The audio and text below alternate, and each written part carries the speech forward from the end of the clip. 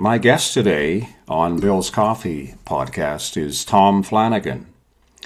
Tom is a Professor Emeritus from the University of Calgary. He has a long resume of political accomplishments in Canada. He's also the co-editor with Chris Champion of a couple of books in Canada that are currently bestsellers, Grave Error and Dead Wrong. Today we are going to talk about the book Dead Wrong with Tom. Before we do so, welcome to the podcast, Tom. Yeah, hi, Bill. Glad to be here. Good to have you. Tom, we first talked in April last year, in 2024, about grave error and the ruckus it was causing in Quesnel, BC. That was quite a situation. The mayor there, just as a recap, got into a lot of hot water because his wife bought 10 copies of Grave Error, gave them to a few of her friends, one of which ended up in a city councilor's hands, and accused the mayor of nefarious things, including, a resolution leading to the banning of Grave Error by the City Council of Quesnel, which in fact the mayor voted for and hadn't read the book. Well, nobody had read the book. Well, it's just the most. It's just like it's so absurd. It's so comedic. I actually called the mayor up, and we had several conversations, and he swears till the day that he hasn't read the book. But on the serious side, Tom, this while it's absurd and comedic, it's causing an awful lot of hurt feelings and a lot of division in our country. Could we start there? Could you bring us up to speed? What's gone on since Quesnel? Well, quite a number of things that we cover in Dead Wrong. We have a chapter on Quesnel, but then moving forward from there. There was a documentary movie which was backed by National Geographic, for heaven's sakes, and was nominated for an Oscar. It didn't win, but still it was nominated and got tremendous publicity because of that. But that movie was wrong on almost everything. It's riddled with factual errors. So we have a chapter on that. It's kind of disappeared for now. I don't know. It's probably circulating in Canadian schools, and young kids are probably being forced to watch it. But it's good eye candy. In that sense, it's well done, but it's just factually inaccurate from start to finish. So our chapter points that out. And then there's the whole saga in BC concerning the Law Society, which was putting out educational materials for lawyers, claiming the truth of the Kamloops narrative that the 215 children's bodies were discovered there. And people who challenged the Law Society on that got into all kinds of trouble.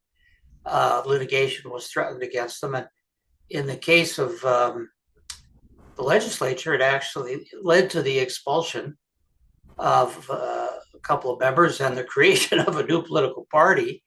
In the end, the Law Society has toned it down. They've admitted that what was found at Kamloops, I forget the exact wording, was possible graves or something like that. Maybe probable graves, which is still too strong, but anyway, it's less than certain graves. So we talked about that whole saga. Then there's the story of Jim McMurtry, school teacher who was fired for in the wake of the Kamloops announcement. He told his class that yes, there were deaths at the residential schools. Both of them were due to tuberculosis, which is absolutely true, confirmed historical fact. he was fired for saying that. His case is still in some stage of arbitration or litigation. I'm not sure which now, but he never's gotten his job back. So we have an excerpt from his book, and the whole book is well worth reading, but we give a little chapter as an excerpt. So that's a lot of what we've tried to do, is to cover the events since the publication of Grave Error, and bring it up to date. Then we've included some new material on life in residential schools by people who were there. We also have a very interesting chapter on health conditions of First Nations in the early 19th century, when mortality was much, much higher before the discovery of streptomycin. I mean, TB was a very widespread killer, and particularly among Aboriginal people, and particularly among First Nations children. Probably most First Nations children were already infected with TB by the time they got to residential school, but so it's not surprising that there were deaths there.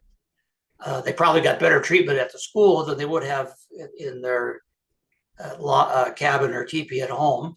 But anyway, there were deaths for sure.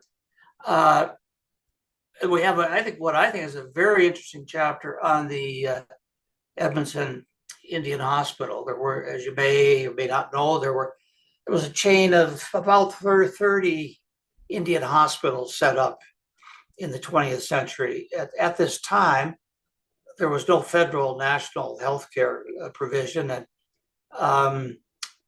hospitals were mostly run by religious orders, or Catholic or some kind of or Protestant organizations too. And there were some local municipal hospitals. I mean, all funded by local people, really. And the Indians didn't pay taxes, and the hospitals had problems accommodating non-paying clients.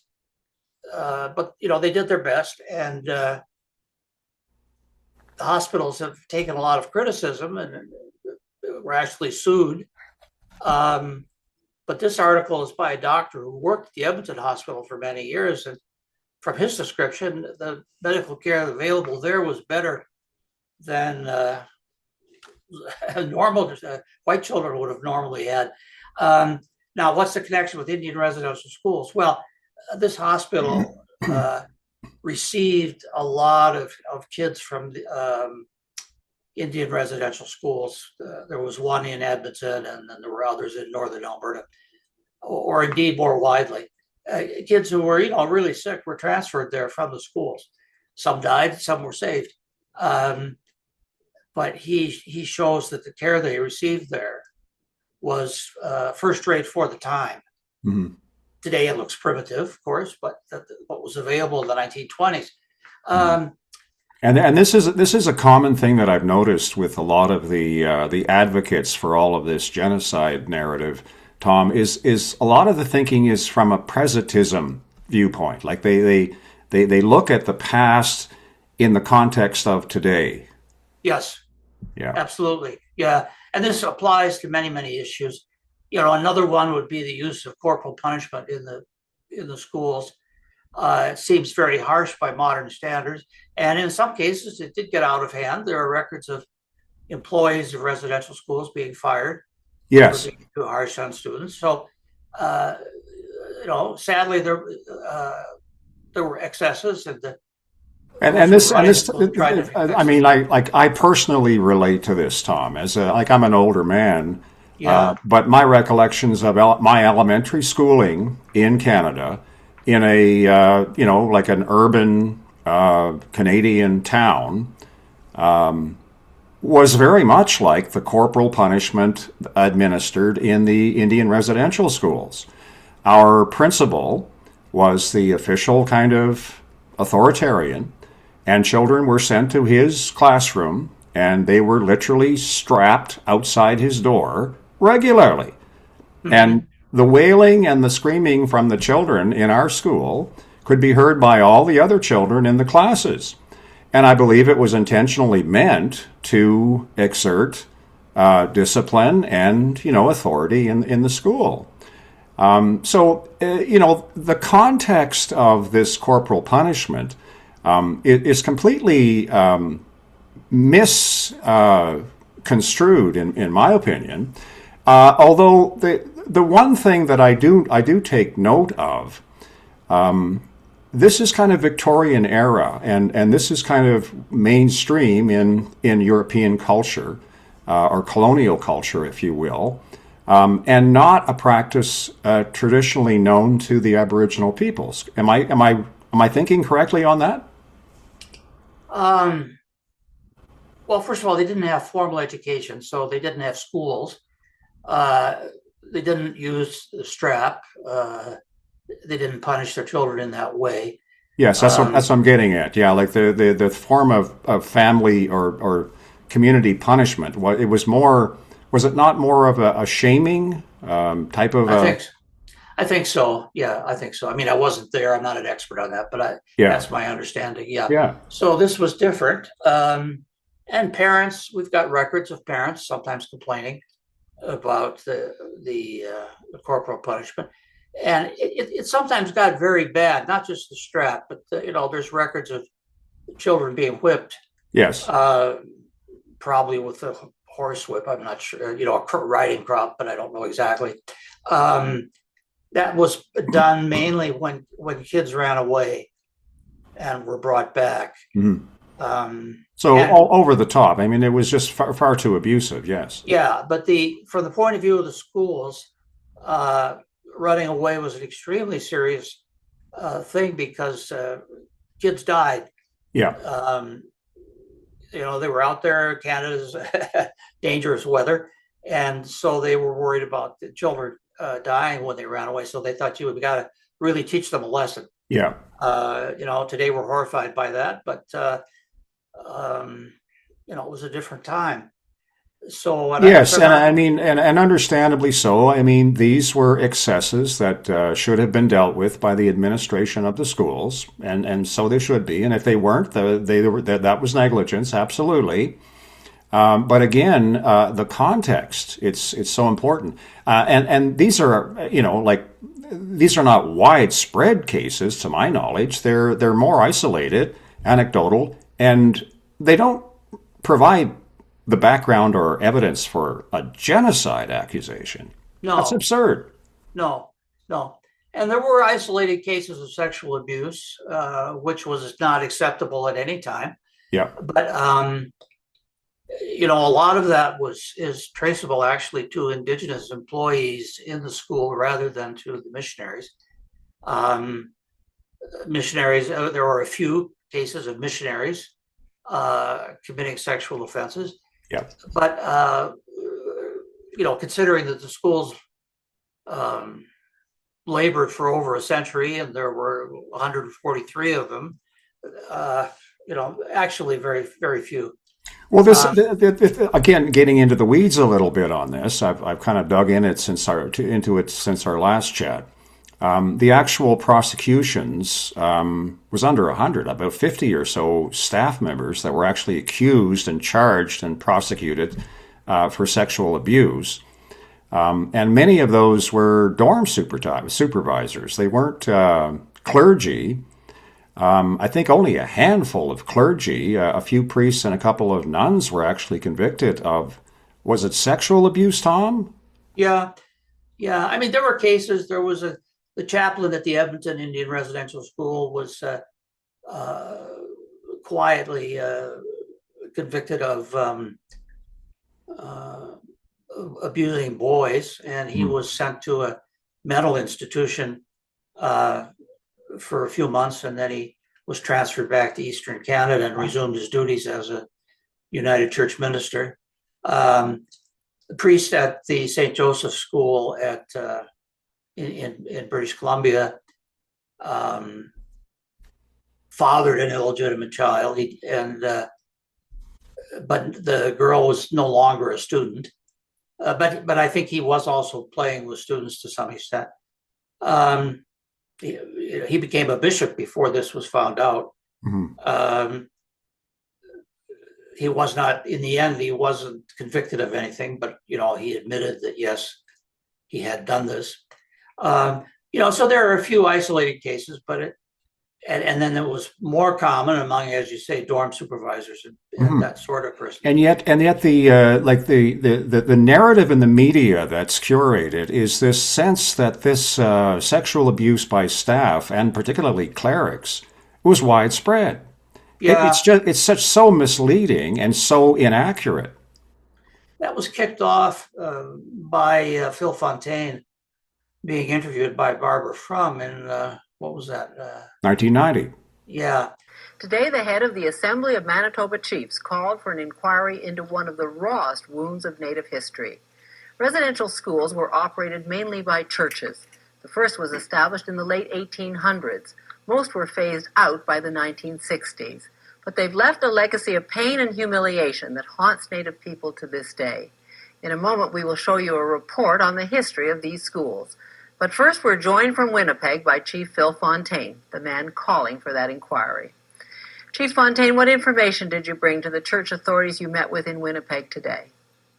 Well, I spoke to Authorities you met with in Winnipeg today. Well, I spoke, and they're all related to the years that I spent in residential school in Fort Alexander. Did you talk about abuse to yourself as a person? Well, that was one aspect of the discussion we had, but it also covered other areas, other forms of abuse that occurred in this particular institution. We talked about physical abuse, we talked about psychological abuse, deprivation, and of course, sexual abuse.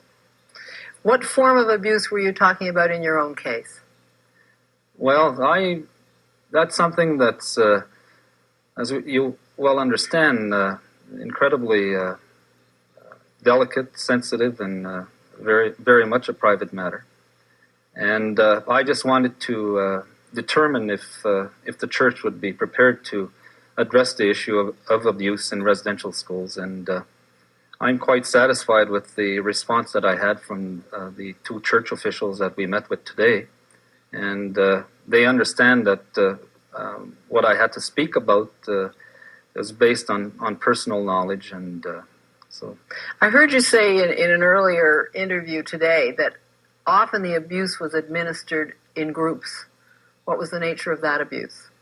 I was asked if how prevalent this was, and to illustrate my point, I had suggested that if we took an example of my grade 3 class, if there were 20 boys in this particular class, every single one of the 20 would have experienced what I experienced. But are you saying every one of 20 was sexually abused? They've experienced some aspect of sexual abuse. Though I have to admit that people react differently to their experiences. Some may be more traumatized than others, but inevitably, if a group of us get together to talk about our experiences in residential school, in this case the one in Fort Alexander, we end up joking and laughing about what we experienced, and I think that's essentially a way of avoiding a sense of embarrassment and shame one feels. It's a safe face saving, and it's really a form of protection. When he said that every boy at his St. Alexander school was subject to sexual abuse, well, it was discovered that later what he was referring to was the practice of having to take collective showers. Yeah. And the priest would supervise. And you know how boys are in the showers, throwing the water and stuff. Roughhousing. And yeah. This is definitely, like, I'm a 30-year retired teacher and principal myself. You have to supervise children. absolutely, particularly boys, and particularly when there's water around. Yeah. Yeah. So, so Phil said this was sexual abuse. He's never specified anything else. That's the only thing he specified. Was any of So, this actually taken to court and processed like no, judiciously? no, not his So, statement. all of this innuendo or allusion by Phil Fontaine is unsubstantiated hearsay. As far as I know, yeah. I mean, there is this later statement where he talks about the showers, and that's it. And Gosh. the rest is unsubstantiated. But he was doing it with Barbara Frum. This was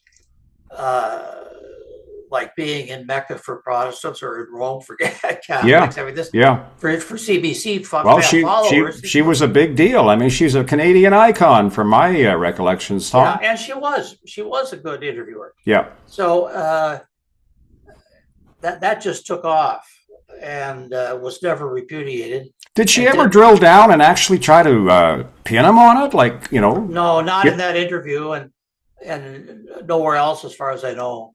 No. So the statement was left uncontradicted, and wow. It just circulated, and it was I think really the starting point for the wave of class actions and both individual and class action suits started to be filed in the 1990s. Yeah. And so Phil played her, snowed her, and all of this led into what it is now. Now, like when we look at what's like, again, if you look at 20 kids, 20 boys in a shower, horsing around under supervision, of course, and you look at the preponderance of abuse that was in the schools, and we've looked through various different forms and research, and we find a lot of the abuse, even reported in the Truth and Reconciliation Commission report, was older student on younger student. Is this my reading is correct, Tom? That's another aspect of it for sure. Yeah. And again, that's has taken place in boarding schools all around the world. Put a bunch of boys together, and there's going to be some sexual experimentation. Even the supervision is fairly tight. George Orwell's written about it in his time in public schools in Britain, which he hated. So yeah, there's student on student is part of it.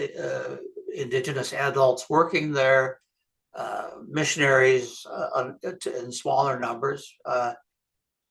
Yes, I mean it happened, but I don't. The stories that were told in the Truth and Reconciliation hearings, have to be evaluated from the fact that there was no cross-examination. Yeah. There was no independent checking of facts except the most minimal checking to make sure that they actually did attend the school, and that the person that they accused of abuse was there at the time. That's about as far as it went. And as far as investigating the student-on-student sexual abuse and physical abuse claims, much of that didn't make the light of day because of the age, and these are all minors. So most of this stuff, it would have been investigated certainly by school administration. I'm a former school administrator myself, and I've processed lots of these kinds of things, but they're dealt either in a juvenile law type of a setting, or they're dealt judiciously through the school and with the parents' work and cooperation. Yeah, well, at the time, it would not have gotten out into the courts. I mean, student on student wouldn't have gotten into the courts. No, it would have been handled within the school. Yes, with the families and the parents. Yeah, if it was. I mean, most of this is not recorded officially, so we don't know for sure. Yeah. So, I'm not denying the existence of abuse in the schools, physical abuse and sexual abuse. It did happen, and it was, terrible when it did. But I think it's been greatly exaggerated in the depictions. So our book includes a couple of reports. One is from nuns in Alberta school, and their diaries, you might say, that they kept. And another is from a contributor who worked in a couple of different residential schools in modern times in the 60s. And you get a very different picture when you read these. So we try to balance the scales with the contribution on health conditions, and we actually have a couple on health conditions, and we have a couple on views from inside the schools. And we have a variety of stuff. We also have some things on ideology, about the so-called land back movement, which is looming in the background, and which adherents of the land back movement have probably used residential school claims as justification. It's probably no accident that the United Nations Declaration for Indigenous Peoples, Rights of Indigenous Peoples, was passed in Parliament right after the Kamloops narrative was revealed. That gave it the emotional boost. There had been a fair amount of skepticism about it previously, but the Kamloops gave it the emotional boost. So you've got now this legislation in both BC and Canada, and it's becoming the basis for new claims and justification of claims. It was cited in the Ontario case about the updating nuclear storage, which you'd think would be an issue of interest to everybody, particularly those who live in Ontario. But there was one Indian band which claimed that it wasn't adequately consulted, even though it was not close. It was 50 miles away or something like that. And so the judge overturned the whole thing, said you got to consult this one band. Oh, there were dozens of other bands which had been properly consulted by their decision, but there was this one which, for whatever, I can't remember the details, but claimed it wasn't adequate. So in the meantime, updating of the storage of nuclear waste is being held up, which presents a health hazard to everybody. So that, I just cite this because it's based on the UNDRIP legislation, the federal UNDRIP legislation. Mm-hmm. So yeah, the revelation, the pseudo revelations, I would call them, since they're not true, but claimed revelations from Kamloops and many other schools as well. We have to remember that it wasn't just Kamloops touched it off. Yeah. There was a cascade of revelations from other residential schools at the time. And so that whole thing, that whole wave created an emotional reaction, which led to passage of UNDRIP into the BC policies that we read about today. So yeah, this is not in a vacuum. We didn't really touch upon the policy consequences. Maybe we'll need a third volume. Now, this is your second book. It's a national bestseller in Indigenous affairs. We've got Indigenous issues up the yin-yang in our country between all these claims of genocide. Now we've got private property rights being usurped by Aboriginal title. All the things that you've just mentioned that have unfolded since Quesnel, BC.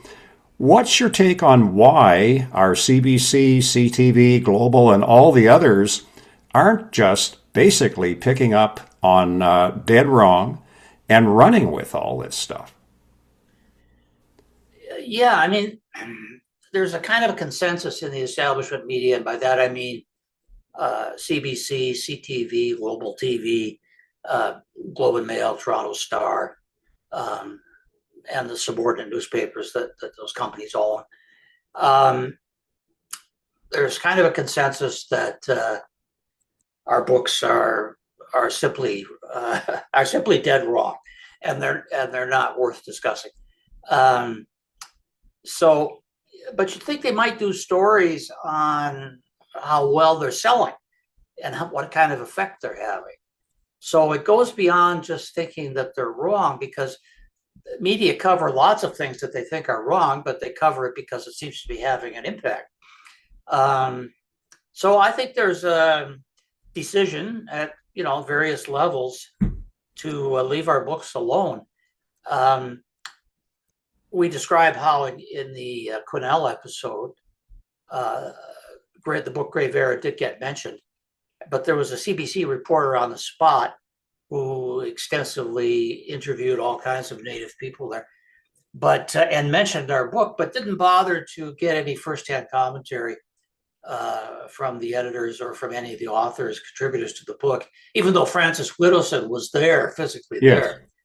I mean, this is journalistic malpractice to cover a story in that way. And it goes against the CBC's own code of ethics, which is online. You can read it. Yeah. Well, I mean, this is the heights of journalistic hypocrisy. I mean, it's absolute. Like I was a former radio journalist, broadcaster, earlier in my career. And to not cover a story like this, I mean, without, you don't have to agree with it, the narratives or the story. But as you say, this is having quite an impact. It's a bestseller. Canadians are reading it. It is definitely affecting the opinion polls about what Canadians believe about all of this narrative, starting back from, as you say, Phil Fontaine, the Truth and Reconciliation Commission, its report, its findings now. A lot of questions are now being focused on those things by many Canadians that weren't really aware of all of this before. Why is our media not talking about that? Yeah. Grave Error did finally get some mentions from Conrad Black and Barbara excuse me, I'm getting so old I can't remember. Barbara Kay? Barbara Kay, yeah. We were a bit late for complicated reasons. We've been a bit late in getting copies to them. I think they probably will write about it, I hope. But that was about it for Grave Error as far as mentions in the let's call it the legacy media. Yeah. Dead Wrong has up to this date, as far as I know, has gotten 0 mentions anywhere. No reviews, no mentions, no attacks, nothing. Yeah. Misrepresentations, that's all I see. People that haven't read the book are quoting what other people who are definitely activists in their orientation are saying about the book. Like there's just a continuous pattern of misrepresentation of Grave Error, of Dead Wrong, of any narrative that is critical of the one that the main or the legacy media is supporting. Yeah. So that's the bad side of the media picture. The good side of the media picture is that our books do get good coverage in, let's call it alternative media. Yeah. By that, I mean journals like C2C, the Dorchester Review, other countries, the American Conservative, Unheard in Britain have all covered the book, covered Grave Error. Catholic Register, and alternative media also includes podcasts like yours, some big, some small. Yeah. I notice it's catching a bit of the larger American podcast services as well. Matt Walsh has talked openly about the Indian residential school hoax. Yeah. So anyway, alternative media in all forms, whether it's websites, podcasts, online journals, online newspapers, just chat lines. We've had a lot of coverage there, and we'll continue to, and that promotes sales. And then the other thing is just word of mouth. A lot of people have come up to me and said, I bought this book because somebody recommended it, or people have told me, well, I gave my son a copy for Christmas, or I gave my daughter a copy, or something like that. So a combination of word of mouth and online media, alternative media, is actually very effective for promotion. I mean, the publisher, True North, is allied with Juno News, and Juno News has a email list of, I don't know how big it is, but hundreds of thousands of names. So that was the first step, was a blast out to the whole email list.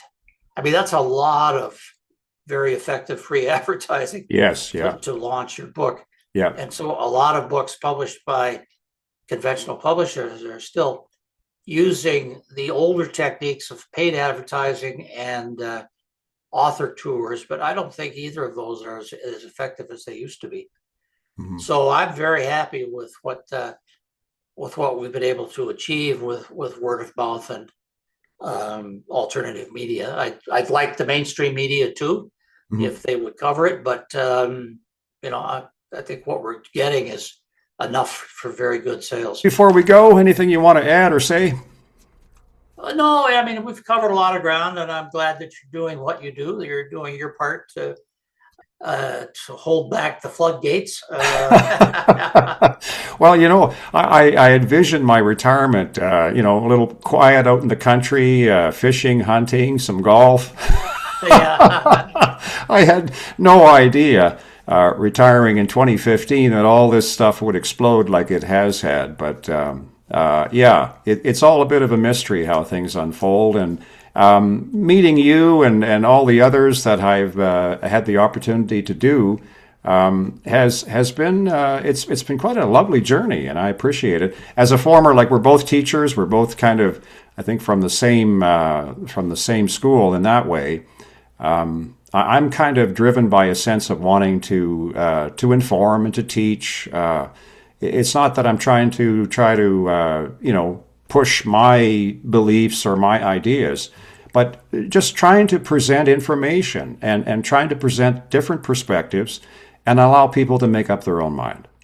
Yeah, I feel the same way. I mean, I'm retired in the sense that I'm not in the classroom anymore. Yeah. But I feel I'm still engaged in more or less the same effort, is to present information to people that they otherwise wouldn't have. They're still going to make up their own minds about it, but I can't examine them to see if they've learned it. But I can make it available, and I think it's all part of the same effort of enlightenment that all teachers ought to be engaged in. Nice chatting with you, Tom Flanagan from his home in Calgary. Tom is a professor emeritus from the University of Calgary, and he's given us a chat today on his recent co-edited book, Dead Wrong, and Tom and Grave Error. Yes. So don't forget Grave Error. Yeah. Thanks again, Tom. Take care. Okay. Bye-bye. Bye-bye.